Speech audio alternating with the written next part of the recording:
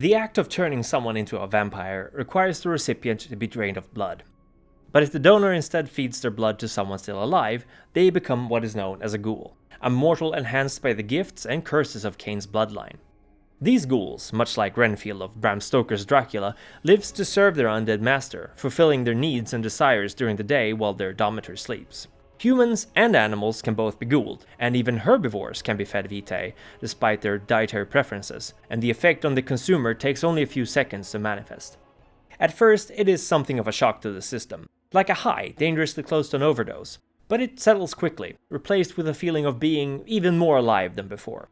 Their senses may be enhanced, and a ghoul becomes quicker to bursts of emotions, almost maniacal, their needs and wants strengthened by the blood that courses through them. A ghoul can even frenzy, like a kindred, losing control as they are overwhelmed by intense emotions akin to the beast. But vampiric blood isn't just a potent stimulant. Rather, it has some other unique effects on a mortal body. For one, a ghoul stops aging as long as there is vampiric blood in their veins, the kindred vitae essentially interrupting cell division and decay indefinitely. They are also able to heal themselves much quicker, although this often requires training by a kindred or another ghoul, as it is something that wouldn't come natural, unlike a vampire's ability to heal themselves. It can even make them stronger and faster than other humans, and mimic some of the donor's abilities, if their blood was suitably potent and with enough time to learn, but at the cost of burning the precious vitae coursing through their veins. Even missing limbs can be regrown, although only by ghouls who are both strong-willed as well as fed by potent blood. Some clans with particularly prominent curses, like the Nosferatu, may even inflict a lessened version of this curse upon their ghouls if they drink from their domitors enough. Left unused, vampiric blood takes about a month to be digested by a ghoul body and replaced with human blood, which means that any ghoul who falls for the addiction, which is a lot of them, needs a steady source of vitae to keep juiced up. They're likely to try to get this from the same source as last time, who will be most delighted to keep them fed. After all, mortals, just like Kindred, can be bloodbound, and after the third drink from the source, no ghoul can resist experiencing an overwhelming and unnatural desire for their domitor. Although it is technically possible to be weaned off the bond, given enough time and lack of kindred vitae. Over time, ghouls forced to do their master's bidding, no matter how inhumane or atrocious, may come to develop derangements and paranoia, and truly old ghouls may sometimes act so twisted that they may be even less human than their kindred domitors. Animals, as we have mentioned, may also become ghouls. These servants are often not as useful as their human counterparts, lacking the intelligence and ability to do what the two-legged ghouls can, but on the other hand they are also definitely more loyal, or at least less ambitious and much more predictable. It is also said that some animals, especially smaller ones, may grow in size over time as the unnatural blood in their veins works its magic on them. There are recorded occasions of rats being no less than 3 times their usual size, and Nosferatu are known to ghoul alligators in the New York sewer systems that have grown significantly beyond their normal size. However, supernatural creatures, such as the lupines or werewolves, are immune to becoming ghouled. Their systems quickly regurgitates any consumed vitae. Some ghouls might eventually break their bond, whether they want to or not. Perhaps their domitor was killed by a rival, or the bond weakened sufficiently for a particularly ill-treated ghoul to take their revenge on their so-called master. Unfortunately, the addiction does not dissipate just because the source is gone, and for these ghouls, already emotionally unstable from the irregular imbibing of the intoxicating vitae, the choice is to either go cold turkey or find a new source. For older ghouls, this might not even be a choice, as they are likely to die as soon as they run out of kindred blood in their system. Ghouls who hunt kindred are feared, at least by those smart enough to realize they're a threat. They are driven by a desperate kind of hunger, and they know enough about the vampire world to spot the signs. Sure, one ghoul alone might not prove too much of a threat for a kindred, but when 4 or more of them bum rush you and shove a wooden stake through your heart, that's when they're really dangerous. And the worst part? If they don't give you final death, they can live off of you for months, force-feeding you blood and taking just enough back to keep themselves sated. A ghoul who has lost favor with their master might seek to be adopted by another kindred, which is a threat in itself. After all, if you let them know where you live, work, and feed, this information can be quite dangerous in the hands of one of your rivals. Hence, most kindred eventually come to the realization that a ghoul is in for a penny, in for a pound. Once they have outlived their usefulness, it is better to end it there. Tying up loose ends.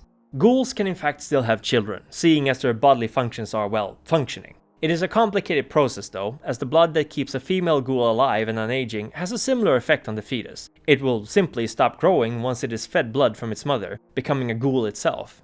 This, however, has not stopped certain kindred from experimentation, and there are a few rumored ancient bloodlines of ghouls that are said to be born with kindred vitae coursing through their veins. These Revenants, as they are called, are even capable of producing vitae themselves, although at a much less potent level. They also age much slower, taking almost 50 years to mature, and are often quite inbred due to the strict breeding program maintained by their vampiric masters. They also live longer and in some cases are able to employ vampiric disciplines. Because of generations of inbreeding, they are often physically disfigured, and the most depraved progeny are often hidden away from the outside world. Because of their long history, most of these families are also quite wealthy, with influence stretching far beyond the Carpathian Mountains. Individual kindred, of course, have individual relationships with their ghouls, but there are certain tendencies in each clan that might be of note. Clans like the Bruja, who value equality and camaraderie, tend to have a decent relationship with their ghouls, and Ventru, a clan obsessed with control, might instead micromanage every step their ghouls take, or at least have a much more professional than congenial relationship. Toreador may ghoul at a whim, choosing the prettiest model who happens to be in vogue for the season, and dismissing them just as easily, while Nosferatu embraced the loners and the outcasts, caring for them like their own family. And then there is the Tzimisce. Almost every single Revenant bloodline were created by the Tzimisce. The voivodes of Eastern Europe have a long tradition of breeding these trusted servants. The Tzimisce, whom I have not previously touched upon, are known for one of the most disturbing powers amongst the kindred, vicissitude, fleshcrafting.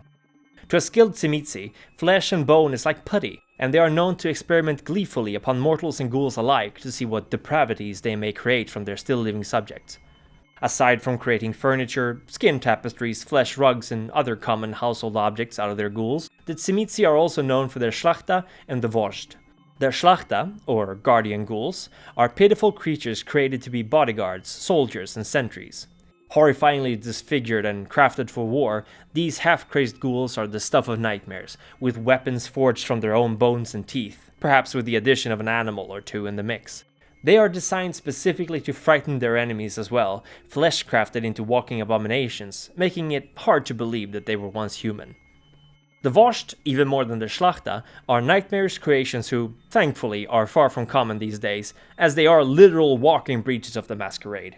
Giant monsters forged from over a dozen blood-bound ghouls, they exist only to wage war on the enemies of their masters, although the fact that they are often heavily lobotomized means that they might have trouble distinguishing friends from foes. They are often starved before battle, so as to ensure that their hunger-fueled frenzy will be as destructive as possible. With the modern day's spread of cameras, mass media, and the internet, the Vozhd have fallen out of favor with the Tzimisce and the Sabbat, who even they realize it might not be worth it. The only advice if you ever were to meet one, however, is to run. These are the ghoul equivalents of a tactical nuclear weapon. A kindred may have hundreds of human servants, but very few ghouls. The difference is the fact that a ghoul will almost always know who you are and they know what you can give them. They may work fast and hard and are eager for another taste of your red, but at the end of the day, they are slaves to a thirst quite similar to yours. Still, their loyalty and the lengths they may be willing to go make them highly valuable servants. Some princes realize this and might even put a limit to how many ghouls any kindred may have, the Masquerade threatened for each mortal inducted into the secrets of the kindred world. For my next episode, we will once again delve into the history of a clan as we study the Ventru, the foundation and leaders of the Camarilla. But until then, thank you very much for listening, and be safe out there, for Gehenna may soon be upon us.